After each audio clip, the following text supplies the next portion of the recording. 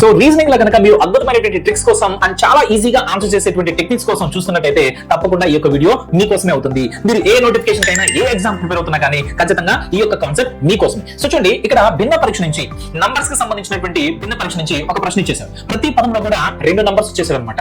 So కాబట్టి 24 130 అంటే ఈ రెండు నంబర్స్ మధ్య ఉన్నటువంటి పోలిక, 30 225 మధ్య ఉన్నటువంటి పోలిక, వీటిలన్నిటిని కూడా చూసుకొని వీటిలో భిన్నమైనది ఏది అని చెప్పి మనం ఫైండ్ అవుట్ చేసుకోవాలి. సో చూడండి, ఇక్కడ మనం చూసుకుంటే చాలా మంచి లాజిక్ అనేది ఇక్కడ ఇవ్వడం జరిగింది. ఫస్ట్ దీన్ని ఈ యొక్క వీడియో కొంచెం పాస్ చేసుకొని మీరు ఆన్సర్ పెట్టేటువంటి ప్రయత్నం చేయండి. మీకు వచ్చినటువంటి లాజిక్ ప్రకారంగా తర్వాత ఈ యొక్క ఆన్సర్ ని మీరు చెక్ చేసుకోవచ్చు. ఓకేనా? ఇక్కడ మ్యాథ్ ఎక్స్ప్లెనేషన్ అనేది మీరు చూసే ప్రయత్నం చేయండి. సో సెకండ్ ఆప్షన్ మనం తీసుకుంటే 30 నుంచి 225 ఎలా వస్తుందంటే 225 అనేది 15 యొక్క స్క్వేర్.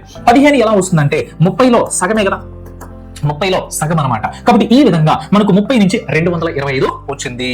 సో 30ని సగం చేసి స్క్వేర్ కనుక చేస్తే మనకు నెక్స్ట్ నెంబర్ వస్తుంది అనమాట. అదే విధంగా 20 నుంచి 10 ఎలా వస్తుందంటే 20లో సగం చేసి స్క్వేర్ కనుక చేస్తే 10 స్క్వేర్ 100 వస్తుంది. ఈ విధంగా 100 వచ్చింది 20 నుంచి. అదే విధంగా 14ని సగం చేస్తే హాఫ్ చేస్తే 7 వస్తుంది. 7ని స్క్వేర్ చేస్తే అప్పుడు మనకు 49 వస్తుంది. సో కాబట్టి ఈ విధమైనటువంటి పోలిక second option, third option, fourth option పనిచేస్తుంటే, బట్ ఫస్ట్ ఆప్షన్ లో చూడండి, 12ని హాఫ్ చేస్తే 24ని హాఫ్ చేస్తే 12 వస్తుంది. దాన్ని స్క్వేర్ చేస్తే 12ని స్క్వేర్ చేస్తే మనకు 130 అనేది రాదు. సో కాబట్టి భిన్నమైనది ఏది అంటే ఫస్ట్ ఆప్షన్ గా మనం చెప్పవచ్చు.